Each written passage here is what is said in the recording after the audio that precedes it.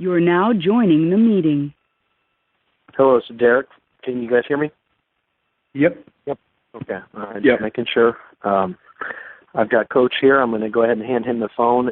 He'll start with a review from seeing his film following Notre Dame, and then we'll get into Western Carolina. Here's Coach. Obviously, watching the game and having a chance to evaluate the Notre Dame game, I thought we did, some good things. I thought offensively, I thought we were terrific in the first half. We had good execution, and then we made shots. Second half, I thought our execution was pretty good as well. Late we obviously had to jack a few up there with time and score situation, trying to score and being down. But up until that point, I thought our quality of shot was the same as the first half, to be quite honest, and we just we didn't make enough of them. But I was pleased with our ability to take care of the basketball. I was pleased with our effort on the offensive glass, especially after losing Bo on Sunday. I thought guys really embraced that. I was really happy with our execution and our ability to get good shots. So those things, offensively, obviously you'd like to make a few more, but you can't control that all the time. I think for us, our focus defensively is on making less mistakes on that end of the floor, having a mindset and a disposition by our group and our unit that it's not okay to get scored on. As hard as it is for any team, not tying, defensive focus, concentration, our ability to play on that end to whether or not you're making shots. I think, those things, scouting stuff, we've got to get better at that end of the floor. The one thing, you step away from it, coaches aren't very patient, and I'm certainly not. I try to use the term aggressive patience, which is really an oxymoron, but the reality of it is, you've had Kendrick Nunn's had 3 practices the entire season in terms of playing other than games. Jalen Coleman-Lands has had 9 total. LeRon Black is in and out of practice. That's reality. And so part of that's balancing that reality and trying to have patience, whether it's Khalid coming right before the first day of fall semester and trying to teach him the defense habitually as well. Part of that is, continuing to hold guys accountable, but at the same time, we're in a little bit of a unique, as I said at the last press conference, unprecedented situation with some roster dynamics, that from a habit standpoint make it challenging to be right on point at this juncture with some of those habits. At the same time, we want to be about excellence on that end of the floor, and so we've got to continue to push guys and hold them accountable with a no-excuses approach. The great thing for our guys is that they care, a lot. They listen well. They're very coachable. They want to do the right thing. We've just got to get better at that end of the floor, and I think experience certainly will help some of the newcomers, regardless if they're freshmen or, in Khalid's case, a fifth-year guy. So then sometimes that can get, frustrating. But at the same time, I think you sometimes got to say it is what it is. You got to look at it at face value while at the same time holding guys accountable. So trying to balance that can be challenging, but that's coaching. And, we're going to continue to work with our group. I love our group. We've got great guys that really care and they want to do the right thing. And as long as they have that disposition and attitude, then I do think that, we'll continue to improve and get better. In terms of Western Carolina, obviously I've known Coach Hunter for a long time, used to be the coach at Ohio. Dustin Ford, my assistant, played for him. His teams are known for their competitive toughness and how physical they are and how hard they play on the defensive end and how physical they are rebounding the basketball. And, I've watched them and they've got a couple guys. Browning, is a guy I watch. I really admire him. Plays an undersized 4 for them. He really plays really hard, like someone's holding his head underwater. And I really have enjoyed watching him on tape in terms of how he plays the game. Mike Brown is a low, great scorer at the guard spot that can score a variety of ways, both inside the arc as well as outside the arc, off the bounce. He gets to the free throw line. He's aggressive. I think he's a really tough cover. They shoot a lot of threes. and they've got a lot of guys that are capable. So you worry about that a little bit as well. But I think overall, the thing that you have to do when you play them is you have to play with a certain level of competitive toughness against them that you should have every night, but they really challenge that area in terms of their effort, how physical they are. That when you play them, it's always a physical game. Questions?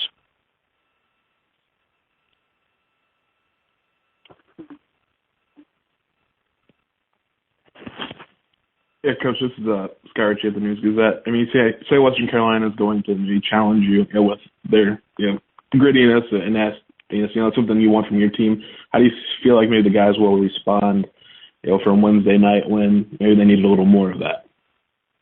I don't know if necessarily. Obviously, you always want more, but I don't know if it was necessarily an effort or toughness issue on Wednesday night. I think it was more execution than anything else.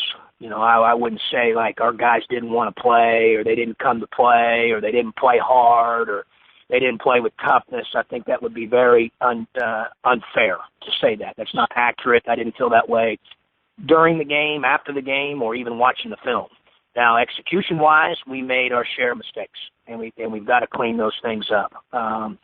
But this one, in terms of the grit, toughness, no question, I respect Western Carolina's grit and toughness. They always play that way. They get that disposition from their coach, who I think is a really good coach. And, that standpoint, there's no question about it. Physicality in the rebounding area, taking care of the ball. They turn people over. They're very, very physical. They try to take you out of what you're doing. They play exceptionally hard. And obviously, as I said there earlier, we're going to have to match that and hopefully overmatch that. Hey, John, this is Jeremy. Obviously, Mike Thorne is a big body, a really elite defensive rebounder. But what do you think of Mav and Michael and Laurent trying to battle with August? Obviously, he had a good game and he's a low, but what did you make of how they played? Well, obviously, they got us in the post to start the game, Jeremy. And if you watched the game, you guys saw that. I'll give them credit. They knew Bo was out. And they went at us inside. And, then you have to make some adjustments, as we did, to try to take that away. And when you do, that opens up other things. Jamal calls it robbing Peter to pay Paul. And, obviously I thought that we could have done a little bit better job of keeping it out of there. But he's a load, and those guys did compete, those three guys that defended him. Obviously, our rebounding numbers, our taking care of the ball numbers, and our ball screen defense, which I thought was a key going in the game, I thought were exceptional. 3 turnovers, 22 out of 28 defensive rebounds. I thought we defended the pick and roll as well as we've defended it all year. Like, we did some good things. So I thought those guys did a good job. They battled. Now, certainly Notre Dame's a terrific ball club, especially on the offensive end. But this one's going to be a little different on Saturday. Certainly, no disrespect to Notre Dame, but the backboard's going to be these guys are going like they haven't eaten in weeks on Western Carolina's team. So it's going to challenge us, and they're going to do it from multiple players. Whereas with Notre Dame, roughly 7 of their 14 offensive rebounds they averaged a game came from Colson and August. These guys do it by committee. They are running in there. They're physical. They're wedging you. So it's going to require, I think, a really good effort by our team being physical without fouling in the rebounding department tomorrow. One more from me. Aaron Jordan obviously had a lot of experience, a lot of reps. I know DJ did as well. Is it just defensively? And I mean, freshmen obviously struggle a little bit defensively early, but what do those guys got to do right now? Well, they got to continue to do the 3 things that, we talk about fitting in first. You have to defend, you have to rebound, and you have to take care of the basketball.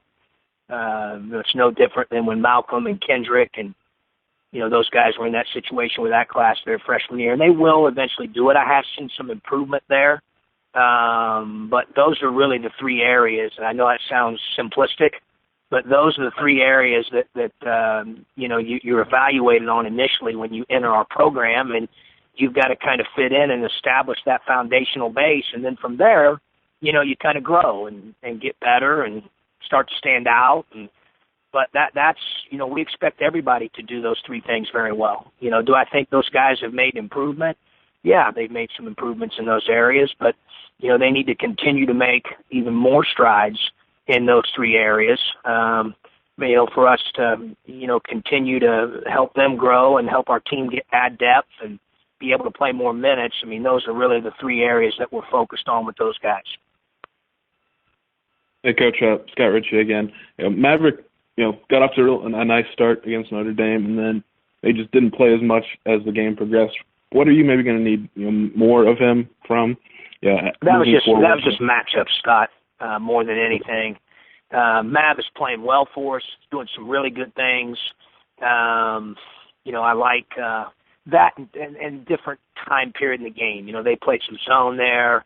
We were behind, so obviously when you're behind, you're inclined to play certain groups with if you might be ahead or all that's kind of a feel thing. But his minutes weren't indicative of, hey, he played 13 minutes because he didn't play well. I thought he did some good things. I think he's getting better. He's much improved.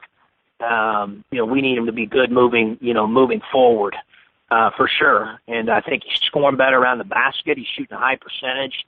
When he's in the game for us defensively, the numbers show that, we've got a good effective field goal percentage when he's in, especially with certain lineups. So he's doing a good job there, as he should. He's a third-year guy. He knows what he's doing. I want him to be consistent with what he's doing. And obviously the big challenge for him is now he has an opportunity to play, obviously, more minutes due to Bo's injury. And we need him to be consistent throughout those minutes that he plays, game in, game out. And he's got that opportunity in front of him, and that's kind of up to him to run through that open door and take advantage of it. Hey, John, Mark Tupper. The other night, other than just the initial visual impression of the arena, was there anything you noticed in terms of that was different, either, the flipping the benches to the other side, having the crush behind you, the noise, anything different from that respect? I thought the volume was unbelievable. I thought the crowd was great. I thought, the whole thing is just a special night. Obviously, we would have liked to, have won the game to put the, cherry on top, so to speak. But I just thought it was great, Top. I thought the arena looks spectacular. I'm looking forward even to them, adding the things they've got to finish up with here in the next off season, and that's going to make it even better. And I thought it was great. It was great that a lot of our guys were back in support of Coach Henson, and it was just a really, it was a great deal. It really was. I thought it was just well put together by the DIA. Did a great job, I thought, of first time in there. A lot of it's new. I think as a whole we got very favorable comments from people in terms of their experience, and that's hard to do on a first time deal. Where the benches are different, the seating's different, the Traditions Club is new, Club 53 is new. Coming in and out of the building's different, et cetera, et cetera, et cetera. And I thought that the DIA did about as good a job as you could do in that situation with something new, because you're always going to have growing pains a little bit, have something you have to fix here or there that only experience can bring. But I thought all in all, just a great night. Just one other one on that. Did you, it had to be nice to finally get recruits in there and show them what you've been describing to them. Did you get generally positive feedback from them? Oh, no question. I was just that and Cup. I'll be honest, just great to be home, man. It's just great to be at home. I certainly appreciate everything we went through in the month of November. I think it's going to make us tougher and make us better as we continue to grow our program. And I'm appreciative of the struggle and all that. But at the end of the day, it was good to be. It's good to be home. It was good to be home. It was great to have our crowd. It was just, like I said, it was just a special night. It was great to have recruits in the building. It was really good to be home. Thank you. Is that all for Coach? Yeah, I got one more. Go ahead. Coach, this is Derek. Rewatching the film from the second half, were you satisfied with Malcolm's offensive feel, or do you feel like there were times where he could have been more aggressive in looking for a shot? It's a great question. Obviously, we wanted to be aggressive, but I wanted to take good ones. They played zone 17 minutes, 17-28 left to go in the game down to the wire there. Obviously he got a little bit aggressive at the end. They kind of let him just drive to the basket. They weren't really at that point. The clock was their enemy, so to speak, meaning Notre Dame, not necessarily Illinois. So you got a couple of hoops there late. But I've got no problem with his aggressiveness and his, the biggest thing with him that I've noticed, and that's on me, is I've left him out there tired a lot. He's playing a lot of minutes, as I've said before, doing a lot of different things. I think we could get even a little bit more out of him in his defense. And he's not said this to me, nor will he, about being tired or da-da-da. He doesn't have excuses, which I love about him. But, I thought defensively he was terrific in the first half, maybe not as good late in the second half. I kept him out there too long. We got some guys that we need to bring along, that can do the things that the older guys are doing right now habitually on that end on defense for sure. That will help us be able to get him a rest or a blow here and there. And so that's on me. I mean, I'll take that one. So I'm going to try to help him a little bit with that moving forward, but we got to get some other guys to step up and know what they're doing and have good habits at that end of the floor a little bit more consistently. And I think that kind of affects, the gas he has, so to speak, left in the tank. And so I've got to try to help him with that. Thanks, guys. We'll see you tomorrow. Thanks, John. Yep. Thanks, Coach.